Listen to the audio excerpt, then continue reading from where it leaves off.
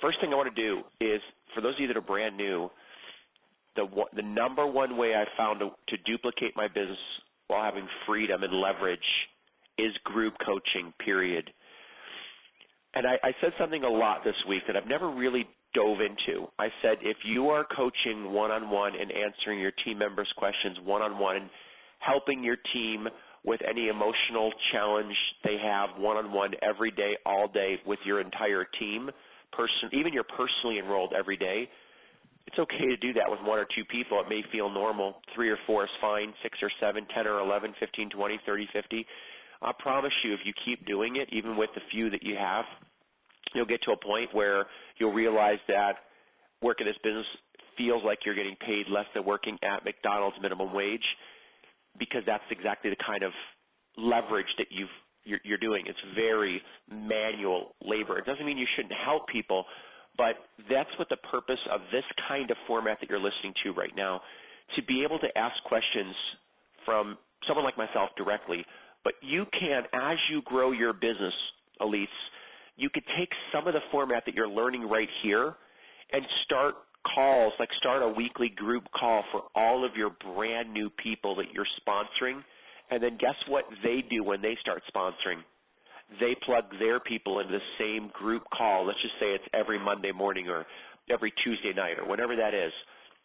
And the secret to how I sponsored 3 people every day, one of the many secrets of how I sponsored 3 people every single day that turned into 40,000 people. I can't even tell you. I couldn't even believe it happened that fast.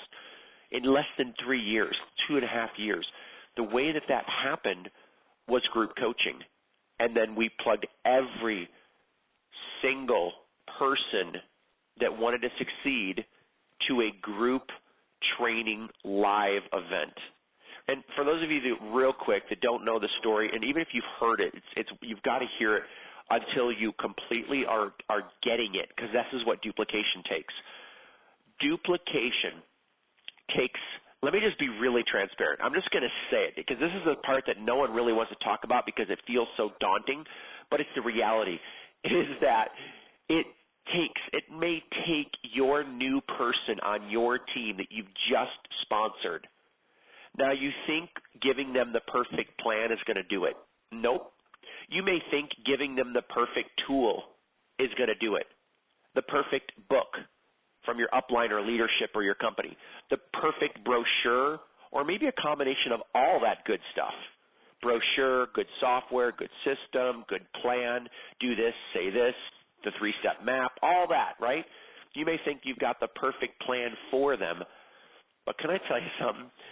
What it really takes for most people that you're going to enroll that are going to succeed, oh, this is huge, everybody, is it's going to take, let's just give an example. Now, this is an example, but it's probably very realistic for most people. It might take 97 things, ingredients, touch points for your new person name. Let's call it Mary. Let's say you just enrolled Mary in your business. Mary is a ex-corporate executive from the business world. She is sharp. She has fantastic people skills. She just lost her job, though, after 30 years. She's a little bit broken, a little bit hurt, but she still sounds like she's got the confidence and the fire. She desperately needs to get her money back. She's so wanting to, she never thought about doing network marketing, let alone your company. But guess what? Timing was there. You did a great job connecting with her. You got her started in your home-based business, and now she's in. And she's got all the potential in the world because she's got the fire. She's got the communication skills. She's built the discipline skills over the years. But you know what else that she has that you don't know that she has, that you might not ever know for a very long period of time that she has? Because it's just too hard to understand every human in this world. It's just, we're not God. It's just too hard. But you know what she does have, and I'll give you some insight that this gal has as an example, but very realistic in most people. What she has is a gigantic ego. Okay, now she may sound sweet. Most people who have ego sound very nice a lot of times. You won't know how big their ego really is. She also has a ton of self-entitlement. Now, since she's been off of work, she's been laid off for over 60, 90 days now, and she's enjoyed being able to watch TV and hang out during the middle of the day and go be with friends and create this freedom. And guess what? She's got a little tiny bit of reserves, because she's been saving a little bit in her 401k, and she can always dip into her 401k. So with a little bit of a plan B and thinking, well, maybe I can go back and get a job, and a little bit of the ego there saying, oh, man, I really don't know if I want to go do a home-based business. But again, she does because she's finally motivated to go do something with freedom, and she finally believes this is the right industry. So she joins you. But she's got a little bit of ego, or a lot of ego. She's got some self-entitlement. She thinks she knows what she thinks she knows what she's entitled to, and she thinks she knows how to build this business. Stick with me. This is huge. And she gets started, and she starts talking to her family and friends. And because she's confident, maybe overly confident, and again, what's that mean? Ego. She calls her friends and family and says, you know what? I'm not going to be vague. Being vague sounds, Being vague sounds unintegrity. I just need to tell my friends what the product's all about. I just need to tell my friends why they're showing up to the class or the presentation. You know what? I'm the kind of person, Tom, I hear this all the time from my new people that I enroll like this. Tom, you don't understand. My friends are a little different than most people that join these things. I want to really explain, what they're getting themselves into before they show up at my class. I don't want to be evasive. That's the word. And I'm like, okay, got another one. Good luck. Okay, great. Let me know how it goes, right? They think that they're going to have 500 people show up at their house, and guess what? Like clockwork, hardly anybody shows up. Why? Because they said too much, because of ego, because they're trying to be a salesman. They don't want to be a salesman, but they're being a salesman. So what is it going to take for Mary to win? It's going to take 97 times touch ingredients that she doesn't think that she might say she needs to get training, of course, but she doesn't know the depth of how much over her, let's say she's 50 years old. She doesn't know the 50 years that she's been accumulating that ego, maybe a little bit of laziness, maybe a little bit of her doing it her own way, and it'll take 97 touch points. And let me give you what those ingredients could be.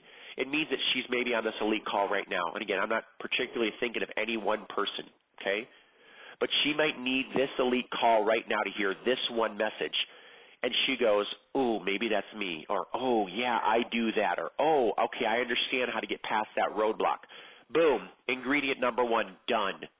Okay, now stick with me. Then she comes on, let's call it, she listens to Priority Network University, and she goes and learns that, not saying, she learns that she can never say that she doesn't have a warm market again, or she doesn't have anybody to talk to, because she went through unlimited prospects, or the 7 ways to find a database of 7,000 people. She goes through that new course that we're creating. So then, boom, there's ingredient number 2. But she's still frustrated. Why? Because she doesn't know that she doesn't know. She's still talking too much. She doesn't know that she doesn't know that she can't just take 30 years of being a corporate disciplined person in an office with bosses and accountability and a staff of 50 different people running their part and everything well-oiled machine, to going and working at home where no one's telling her what to do exactly.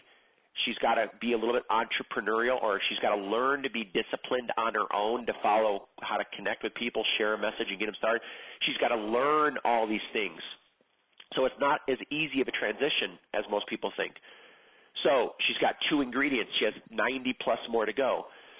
She goes to your company convention. She finally is motivated to go to your company convention, and she picks up 10 ingredients of 97 more.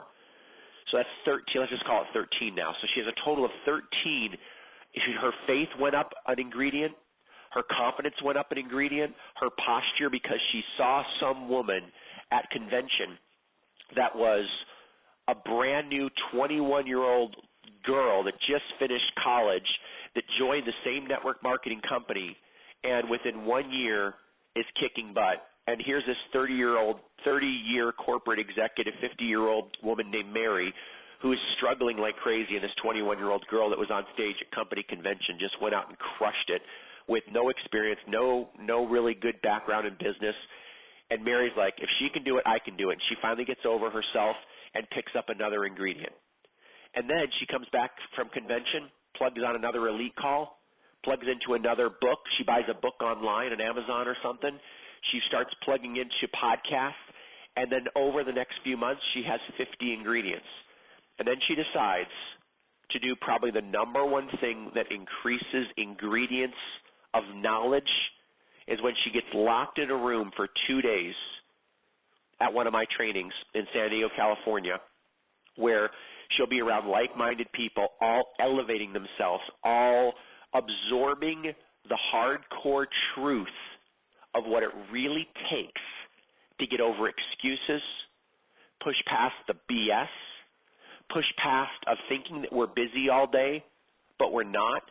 She accumulates a plan.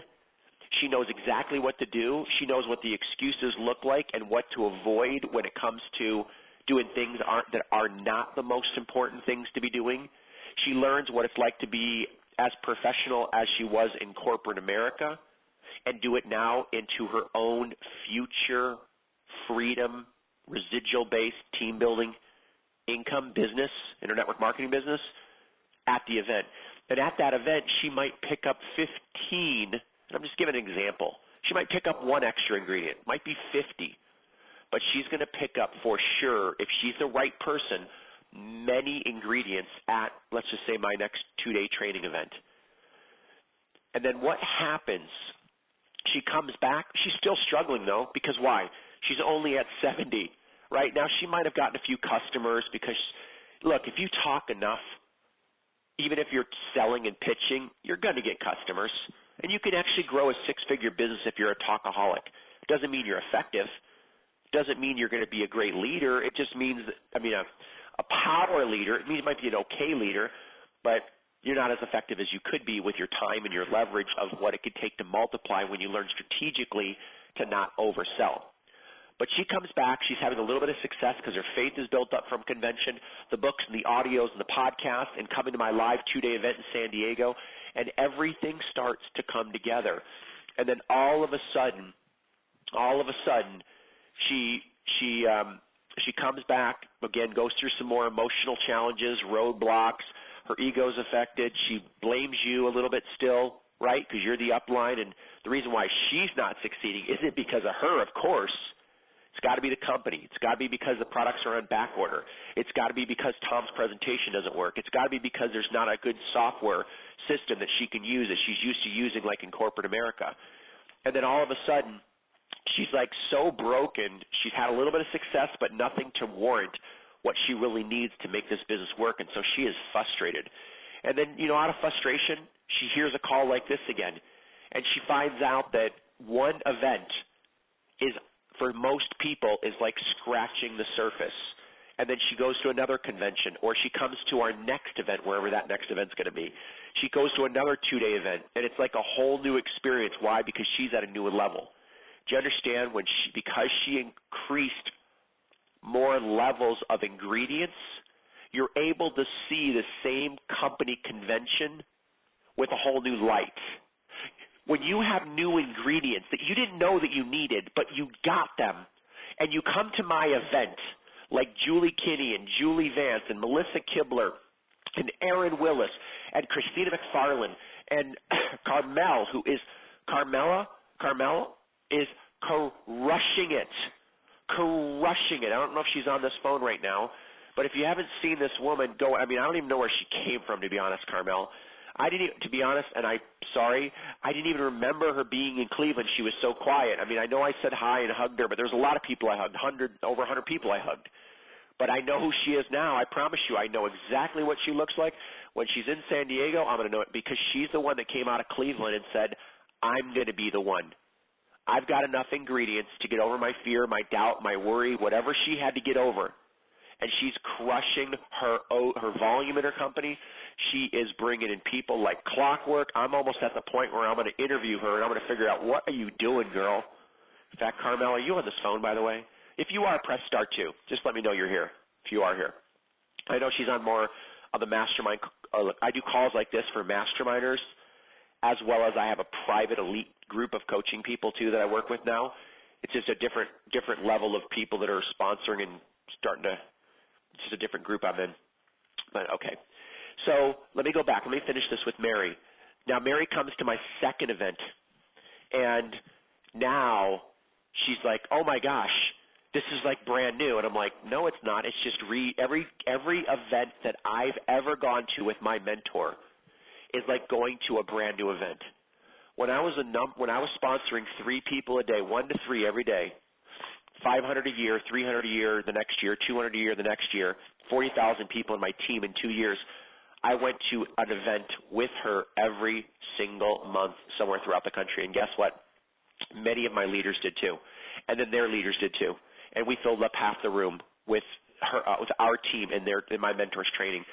And it was that type of culture that helped people have the biggest breakthroughs. And I watched the people who stayed at home make the excuse that they can't afford it, make the excuse that they already went to one, make the excuse that, you know what, you take notes of Tom's training and I'll come back with it, and just give me the insight so I don't have to get out of my home, get out of my comfort zone, so I don't have to stop doing laundry, so I don't have to try to ask my spouse, for the time off, or my boss, or get away from the kids, or, wonder what I'm going to do with my pet care, or, worry about my finances because it's going to cost a lot of money to fly there in San Diego and all that kind of stuff, right? I watched all the people that made the excuses are the ones that never, ever got over their excuses. They're the ones that almost never, ever did anything unless they finally sucked it up and went to the next event. But they wasted 3-4 months to go to that next event. To perfectly come up with all the money. It just doesn't work that way. People that have a breakthrough, the people that you enroll like Mary that are going to have a breakthrough are going to need to be unstoppable. They're going to need to learn to break their extremely chronically human bad habits like I have. I'm not going to go there. I'm not going to go on that rabbit trail, but I wish I could spend the next hour telling you how messed up Tom Challan is. How many stupid things I've done that I'm really ticked off about, to be honest. How many things I've wasted my family's life and stolen from my beautiful bride. How many upgraded rings that she asked for that I didn't give her. How many vacations have my kids asked that, next one. How many times I put off my honeymoon for years. 14 years later, we finally went to Bora Bora. 14 years later, I went on my honeymoon. How much we skipped everything because I screwed around with fear and stupidity and laziness and lackadaisicalness and not taking action on the most important thing. How many times I've, my first many years in the industry, tried to avoid going to events anymore because I thought it was stupid and I didn't want to sit in training events anymore. And then I finally said, forget it, I'm going all in. And that's when my life changed. So Mary, the reason why people do not succeed on your team is because they don't know that they might need 3 more ingredients. I believe when Carmel came to my event, she was 1 or 2 ingredients away from having a massive breakthrough, and kaboom. Julie Kinney was sponsoring hardly anybody in her company. She came to my event over a year ago, stopped plugging into me, and then kind of was back and forth with me. I don't know. And then she started plugging in, and then again, and boom, she sponsored a ton of people. Now she's got a whole new level of learning curve experience and frustration she's working out with right now. But she's breaking through those barriers right now, learning faster than anybody that I know. So it's a learning curve, and it's a methodical process. And look, I don't even know if this is going to scare you away from being in network marketing, but this is what it takes. But can I tell you something? No matter what industry you're going to be in, these ingredients, different skills you'll need, different things you need to learn, they're all there in every company. There is no such thing as an easier niche. Yeah, of course, not even going to go into the crypto thing. If you can get lucky and do anything and be in the right place at the right time, but you don't want to live life always having to be in the right place at the right time, perfectly structured to get rich. You've got to grind. If you want to be great, you've got to grind. If you want to be great, you've got to be disciplined. If you want to be great, you've just got to realize that you're an ingredient, a strategic skill of ingredient collector.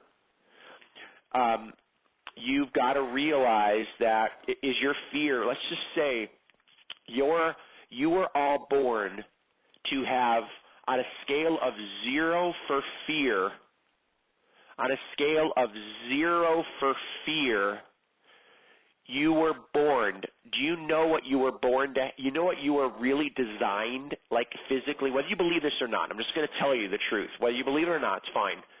But you were born out of 0 means you have no fear. Out of 100 means you're like afraid to pick up the phone, afraid what your family's going to think, afraid to call your friends back because you're bugging them, afraid that no one's going to have the money, afraid to get people on your monthly orders, afraid to go after your dreams because of all these just weird things.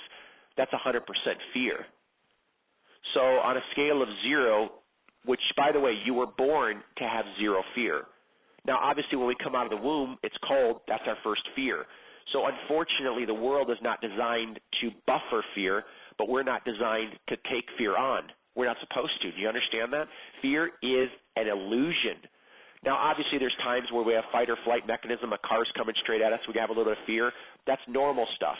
But we're not supposed to chronically be overthinking crap that's going to happen, that's not going to happen, that you think is going to happen, but it's not going to happen.